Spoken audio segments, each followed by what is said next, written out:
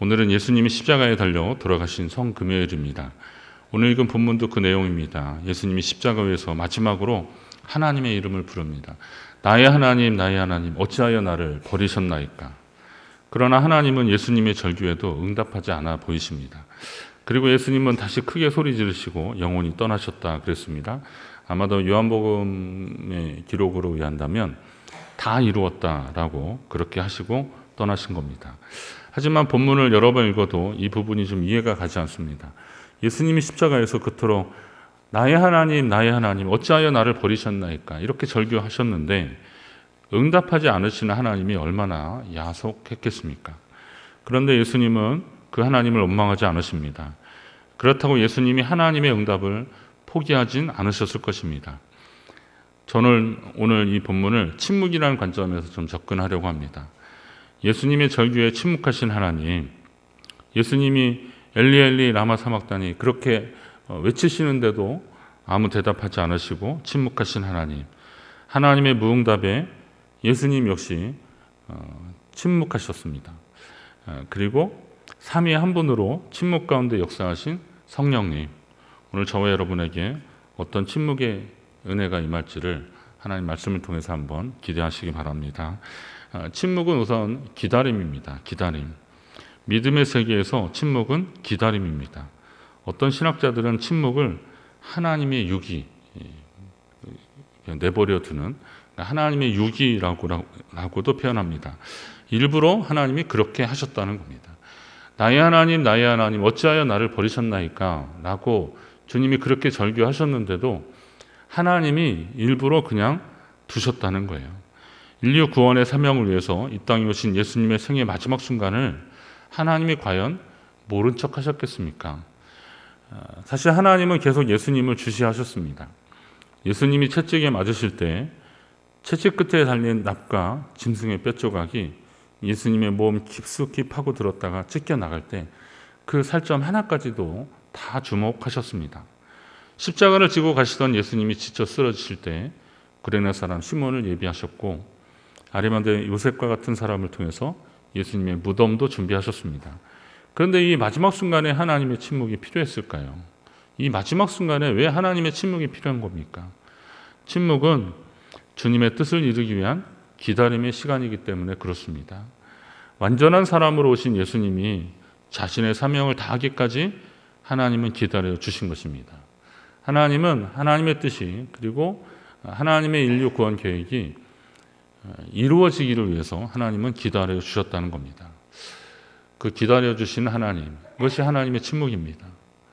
그 하나님이 저와 여러분도 기다려 주셨음을 믿으시기 바랍니다.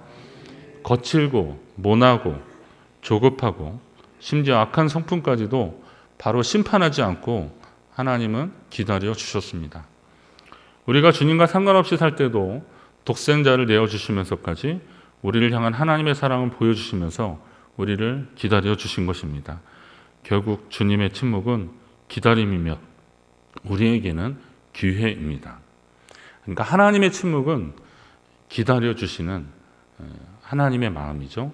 그리고 우리에게는 기회라는 겁니다. 우리의 허물을 모르거나 눈 감아 주신 것이 절대 아닙니다. 알고도 기다려 주신 것, 그것이 하나님의 마음입니다.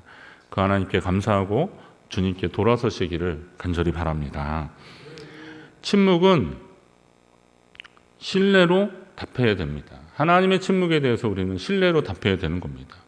침묵은 신뢰를 통해서 더 깊어지게 되어 있습니다. 하나님의 침묵에 예수님이 보인 반응은 보통 때와 별 차이가 없습니다. 예수님은 평소에도 하나님을 완전히 신뢰하셨던 분이잖아요.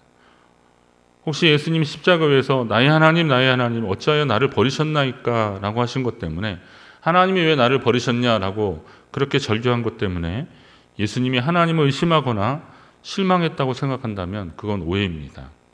예수님이 십자가에서 이렇게 말씀하신 것은 그분이 완전한 인간의 몸으로 오셨기 때문에 그렇습니다.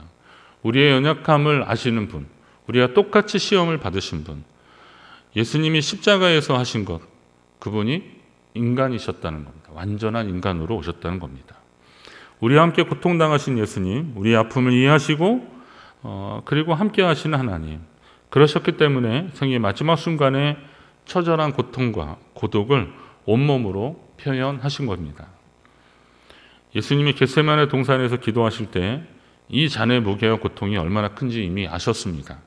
따라서 나의 하나님 어찌하여 나를 버리셨나이까 라는 예수님의 절규는 죄인인 인간을 대표하는 그런 말입니다. 저와 여러분을 대표하는 말입니다. 죄로 인해서 하나님과 철저하게 멀어져서 죄의 문제가 해결되지 않은 채 죽음에 이르는 사람이 드넓게 외치는 절망의 외침이 될 수도 있습니다. 그러나 예수님은 하나님을 절망의 상태에서 부르신 것이 아닙니다. 하나님의 구원 계획을 신뢰하지 않았다면 예수님이 어떻게 끝까지 순종하면서 이 길 위에 계실 수 있었겠습니까? 예수님은 하나님을 신뢰했습니다. 역시 겟세마네에서 기도하실 때에 거기 보면 조금 나아가 얼굴을 땅에 대고 엎드려 기도하여 이르시되 내 아버지여 만일 할만하시거든 이 잔을 내게서 지나가게 하옵소서. 예수님의 완전한 인간이셨던 예수님의 철저한 고뇌가 들어져 있는 그런 기도입니다. 그러나 나의 원대로 마옵시고 아버지의 원대로 하옵소서. 하나님의 뜻에 철저히 순종하려고 하는 주님의 결단의 기도입니다. 예수님은 지금 일어나고 있는 이 모든 일들이 하나님의 구원 계획과 섭리 안에 있음을 믿으셨습니다. 이게 하나님께 대한 신뢰입니다. 그리고 자기의 생명 그리고 자기의 영혼을 하나님께 위탁하는 겁니다. 십자가 위에서 따로 하신 말씀 중에 하나가 내 영혼을 아버지께 부탁하나이다 그러지 않습니까? 그냥 죽음의 순간에 두려우니까 하나님 저 좀 받아주세요 이런 정도의 표현이 아니죠. 또 완전한 인간이셨는데 그 영혼을 하나님께 위탁하는 그런 신뢰, 이런 시간들을 지금 주님은 보내고 계시는 겁니다. 이런 확실한 믿음은 하나님을 끝까지 신뢰하셨기 때문에 가능했던 일입니다. 여러분, 우리가 주님 안에 거하면 내 삶의 어떤 상황이라도 주님이 나와 함께 하실 것입니다. 여러분 믿으시기 바랍니다. 우리가 주님 안에 거하지 않아도 하나님은 우리를 향한 하나님의 관심과 사랑은 계속되고 계시지만 우리가 정말 주님 안에 거한다면 우리는 정말 주가 내 안에 내가 주님 안에 거하는 귀한 삶을 살 수 있는 것입니다. 이는 다른 말로 하면 내 상황을 어렵게 만드신 주님을 원망하지 않고 이런 상황들을 원망하지 않고 혹시 힘든 상황을 만나거든 내가 주님 안에 있는지를 먼저 살피고 점검해야 한다는 뜻입니다. 다니엘의 세 친구의 신앙 고백을 다시 한번 확인할 필요가 있습니다. 하나님이 우리를 맹렬히 타는 풀무불 가운데서 능히 건져내실 것입니다. 그러나 그렇게 하지 아니하실지라도 우리는 왕의 신들을 섬기지 아니하고 신상에 절하지도 않을 것입니다. 하나님을 온전히 신뢰하니까 하나님이 우리를 건져내실 것입니다. 그러나 혹시 그렇게 하지 않더라도 우리는 이방인 신 앞에 절하지 않겠습니다. 끝까지 주님을 신뢰하고 그리고 믿음으로 주님 앞에 나아갔던 이 친구들처럼, 다니엘의 세 친구들처럼 오늘 우리도 하나님 앞에 어떤 상황에서도 주님을 끝까지 신뢰하며 믿음으로 나아가야 되는 겁니다. 신앙생활 한다고 하면서 이게 기복이 너무 심하면 그때부터 문제가 자꾸 생기더라고요. 뭔가 좀 잘 되면 그리고 뭔가 좀 사람들로부터 칭찬받는 일들이 많아지면 그때 하나님이 내게 복을 주시는구나, 나와 함께 하시는구나 라고 느끼고, 그러나 또 저 사람 어쩌다 저렇게 됐어, 혀를 좀 끌끌 차는 그런 상황들 만나면 마치 하나님을 나를 버리신 것 같은 그런 생각으로 잠겨 있지 않습니까? 그러나 이런 것을 진정한 믿음이 아니라는 거죠. 진정으로 하나님을 신뢰한다면 그분께 내 삶을 맡기는 결단도 있어야 됩니다. 혹시 삶의 여정에 느껴지는 하나님의 침묵의 시간에서도 끝까지 하나님을 신뢰하며 여러분의 삶을 주님께 맡기시기를 간절히 바랍니다. 마지막으로 침묵은 평화의 시간입니다. 평화의 시간. 침묵의 개념을 너무 무겁게만 생각할 것이 아니라 예수님의 사역 가운데 침묵의 시간을 통해서 경험하신 것이 있습니다. 예수님이 공생애를 시작하시기 전에 광야로 나가셨습니다. 이때 예수님을 광야로 데려가신 분이 성령이십니다. 예수님이 이스라엘 백성들처럼 광야 특별학교에서 훈련 받으실 필요는 없었을 텐데 왜 성령은 예수님을 광야로 이끌고 가셨을까요? 우리는 광야에서 예수님이 마귀에게 시험 받으신 것을 기억하지만 광야는 예수님이 하나님 주신 사명을 확인하는 성령과 깊은 교제를 하셨던 그런 곳입니다. 예수님이 오병이어 기적을 베푸신 후 사람들이 몰려와서 예수님을 임금 삼으려고 하자 주님은 그들을 뒤로 한 채 혼자 산으로 가셨습니다. 유대인들에게 있어서 산은 광야만큼이나 어쩌면 광야보다 더 영적인 깨달음을 얻는 곳입니다.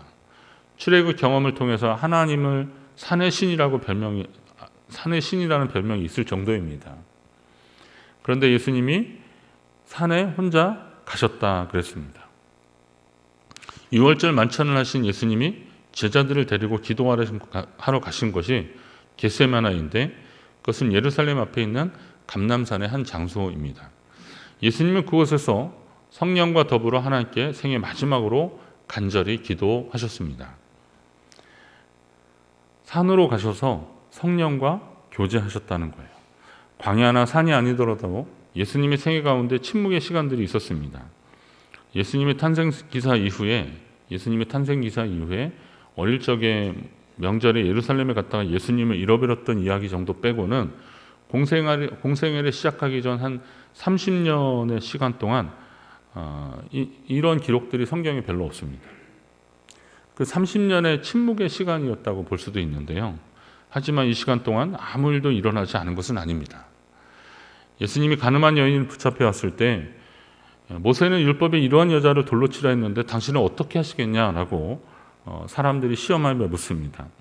이때 예수님께서 몸을 굽히사 손가락으로 땅에 쓰시고 너희 중에 죄 없는 자가 먼저 돌로 치라 라고 말씀하십니다. 그리고 나서 다시 몸을 굽혀 손가락으로 땅에 뭔가를 쓰셨습니다. 이때 군중들과 예수님 여인 사이에 존재한 것이 바로 침묵이거든요. 사람들의 질문을 받고 예수님이 침묵하셨어요. 그리고 손가락으로 땅에다가 뭘 쓰셨죠. 그리고 너희 중에 죄 없는 자가 먼저 돌로 치라 라고 하시고 나서 예수님이 또 침묵하셨습니다. 이런 것을 보면 이때에 아무것도 일어나지 않은 것 같은데, 아무것도 하시지 않은 것 같은데, 그들 사이에 어떤 대화도 있지 않았던 것 같은데, 그러나 그 결과 그들이 이 말씀을 듣고 양심의 가책을 느껴 어른으로 시작하여 젊은이까지 하나씩 그 현장을 빠져나가기 시작했습니다. 그리고 오직 예수님과 그 여자만 남게 되었습니다. 사람들은 이 시간에 침묵했지만 이 시간에 역사하신 분이 바로 성령님이십니다. 우리는 이처럼 침묵의 시간을 통해서 찾아오시는 성령의 손길을 깨달아야 하는 겁니다. 여러분에게 있어서 침묵의 시간은 어떤 시간들입니까? 하나님 앞에 기도하는 시간이 바로 침묵의 시간입니다. 세상의 요란한 소리와 내 안에 욕망으로 점철된 그 많은 소리들을 잠잠하게 하고 하나님의 음성을 듣는 시간이 바로 이 침묵의 시간, 기도의 시간입니다. 기도의 형태에 따라서 통성으로도 할 수도 있고 또 우리가 묵상으로도 할 수 있고 그렇지만 이 시간만큼이 하나님 앞에 침묵하는 시간인데요. 그때 바로 성령이 역사하시는 시간이라는 겁니다. 이 시간에 성령이 역사하시는 겁니다. 우리는 이처럼 침묵의 시간을 통해서 찾아오시는 성령의 손길을 깨닫고 경험하고 그리고 그로 인해서 하나님께 더 가까이 나가야 되는 겁니다. 오늘 우리가 새겨야 될 주님의 뜻은 침묵의 시간조차 일하시는 주님이시라는 겁니다. 사람들은 이 시간에 모든 것이 멈춰졌다고 합니다.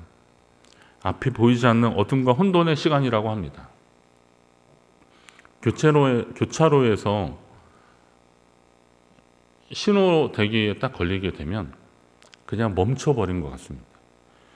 교차로에서 신호 대기 시간에 특히 사거리나 오거리나 이런 데서 멈춰버리게 되면 빨간불 보고 이제 파란불로 바뀌기만 기다리는 그 시간이 좀 마음이 급할 때는 굉장히 조급하죠.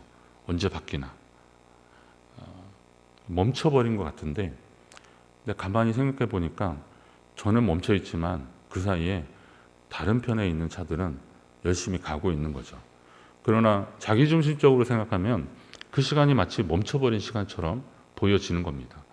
그러나 그 시간에 누군가 나보다 더 급한 사람이 꼭 중요한 일을 위해서 그 신호를 받고 건너가게 되는 거고, 또 어떤 위급한 환자가 그 생명이 실려져 있는 그 구급차가 나는 멈췄다고 생각하는 그 시간에 통과하게 되는 것입니다.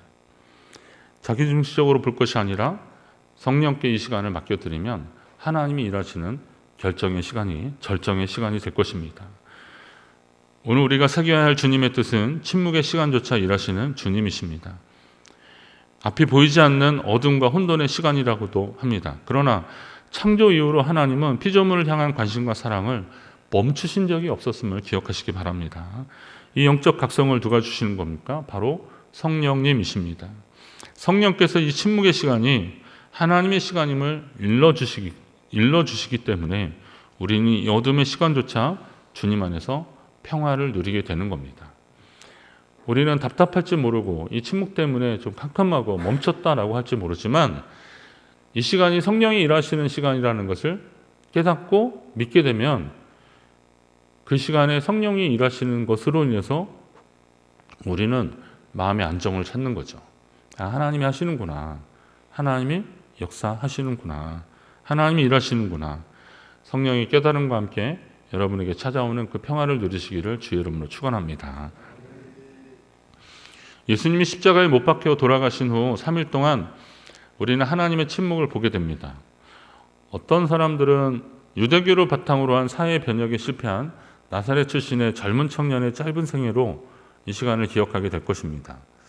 3일이라는 숫자도 그의 완전한 죽음을 확인하는 것으로 여겨질 수 있습니다. 그러나 하나님은 사람들이 생각하는 이 침묵의 시간에 일하셨습니다. 아리마대 사람 요셉과 니고데모를 통해서 예수님의 무덤을 준비하시고 장사 지내게 하셨고, 평소 예수님을 따르던 여인들을 통해서 부활의 아침을 예비하셨습니다. 오늘 우리도 살면서 때로 하나님의 그 침묵을 경험하게 될 것입니다. 성도 여러분 기억하시기 바랍니다. 이 침묵의 시간은 하나님이 우리의 구원을 완성시키는 시간이시고, 또 예수님이 그 하나님의 뜻에 철저하게 순종하는 시간이고, 성령과 교제하게 평화를 누리는 시간입니다. 오늘이 성금요일이라고 말씀드렸잖아요. 오늘 예수님이 십자가에 달려 돌아가신 날입니다. 우리는 이날에 세상은 어두워지고 그리고 모든 것이 멈춰버린 것 같은 그런 것을 경험할지 모르지만, 어쩌면 우리 생에 그런 시간들을 우리가 경험했을지 모르겠지만, 그러나 그런 시간들이 하나님과의 우리의 사이가 더 두터워지는, 신뢰로 더 두터워지는 시간이고, 또 이 시간에 일하는 성령의 역사, 하나님의 손길들을 우리가 깨닫게 되면 이 시간이 하나님과 함께하는 평화의 시간이 될 것입니다. 철저하게 하나님께 순종하는 믿음의 훈련의 시간들이 될 것입니다. 때로 이해할 수 없는 이 침묵조차도 하나님이 일하신다면 말입니다. 그러나 당연히 일하실 것입니다. 여러분에게 이 침묵의 은혜가 임하기를 주의 이름으로 축원합니다.